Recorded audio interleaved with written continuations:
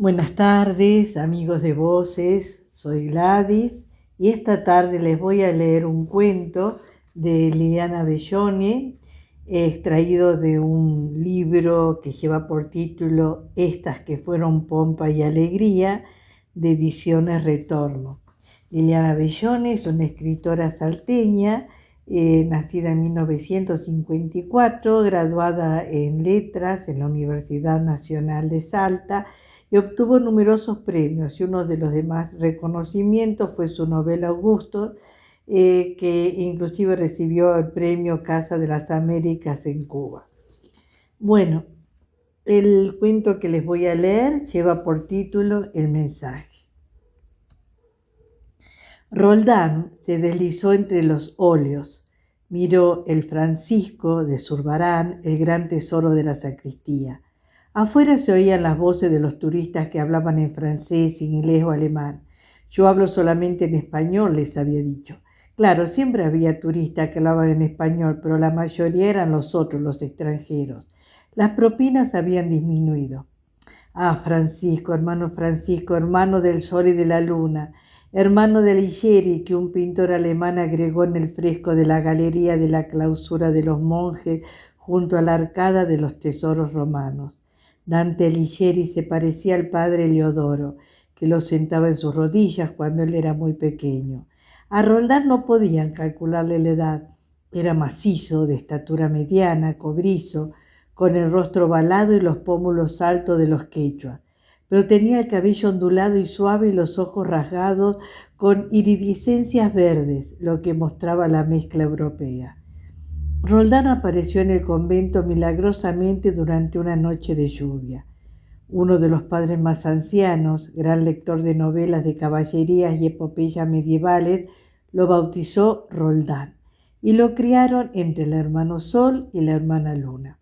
Lejos, muy lejos, quedaron los fragmentos de su historia, tan lejos, tan profundamente lejos, que no podría recordarla jamás, aunque a veces ciertas voces le evocaban los sonidos primigenios de su vida entre valles y cerros, donde el viento llamaba Caparí, Caparí, Colquiri, Colquiri, Mamaní, Mamaní, Tintilay, Tintilay, Huanca, Huanca.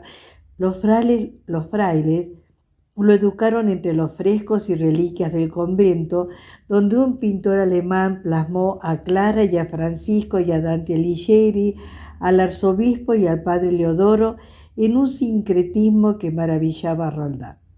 Ahí estaban todos, ahí estaba su familia y les contaba a los turistas la historia de la pintura. Roldán era un simple, ser simple, como el sol y la luna que iluminaban el jardín de la clausura. Aunque aprendió a leer, no aprendió latín, a pesar de la insistencia del padre Leodoro, ni tampoco matemática y gramática, pero sí aprendió todas las leyendas y las historias del convento que se remontaban al siglo XVI. Tenía una memoria prodigiosa, se convirtió en guardián de los tesoros franciscanos. Afuera ocurrían cosas, a veces se oían los estruendos de marchas y revueltas. Entonces Roldán huía hasta los camarines de la Virgen de las Nieves, que protegía de los rayos y centellas en estas latitudes de América, o de Santa Rosa de Viterbo y Santa Lucía. Sin embargo, algo ocurrió en su vida que lo transformó. Al convento franciscano había llegado en el siglo XVIII una mesa de mármol francesa, arrancada de su país y emigrada. Vaya a saber por qué secretas razones a España y luego a las Indias. Todos los viajeros y turistas que entraban en la sacristía la admiraban. En sus bordes la mesa tenía la inscripción del artesano y una fecha, 1789. Una tarde, mientras Roldán explicaba la historia a unos visitantes de Madrid, vio el extraño pergamino doblado y oculto entre las patas de la mesa. Nadie podía mover el mármol. Era imposible levantar ese peso. ¿Cómo había llegado ese pergamino allí? Sin duda había llegado con la mesa en el siglo XVIII. Roldán se convirtió en el custodio del extraño mensaje. Una noche en sueños vio que una joven muy blanca se acercaba a la mesa de mármol y que lo llamaba. La imagen se parecía a una lámina de un libro que había visto en la biblioteca. El sueño se repitió. La hermosa dama llevaba un traje de raso celeste y el pelo de oro le caía sobre los hombros. El sueño fue adquiriendo relieve y espesor, se hizo aparición. Durante atardeceres enteros, Roldán pudo contemplar a la hermosa mujer que se deslizaba por la sacristía y le señalaba el antiguo pergamino apresado en el vértice de mármol. Era una mujer majestuosa que parecía sufrir mucho.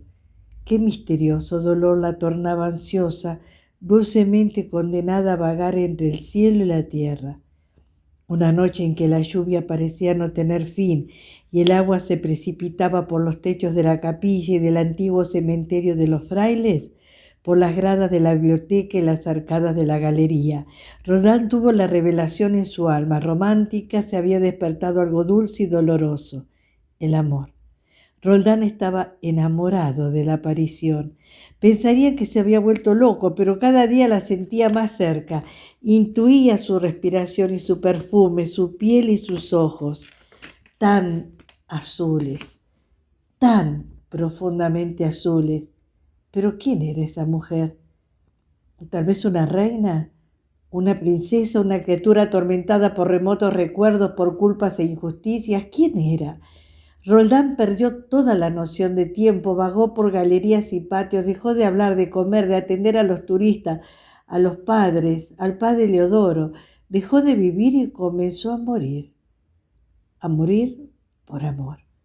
A fines del verano, en un agobiante mes de marzo, comenzó la restauración del edificio. Llegaron ingenieros, albañiles, técnicos, grúas, máquinas, y en un santiamén levantaron el pesado mármol de la mesa. Todos quedaron admirados de la inscripción 1789, año de la Revolución Francesa, y Roldán pudo por fin alcanzar el anhelado pergamino. Esa noche no durmió.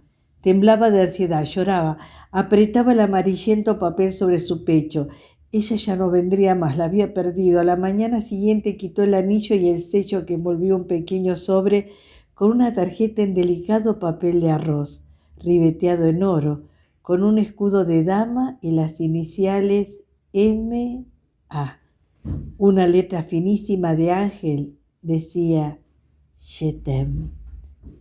Las nuevas guías turísticas que hablaban inglés, francés y alemán y que acaparaban a los viajeros podían traducirle aquellas palabras. Una de ellas, la que sabía francés, le dijo indiferente, sin advertir siquiera el escudo de dama y las iniciales en oro: Sí, Roldán, aquí dice te amo. Y terminó el cuento. Qué interesante, ¿no? Historias y leyendas de los centros de clausura de los templos franciscanos. Bueno, espero que les haya gustado el cuento de Liliana Belloni.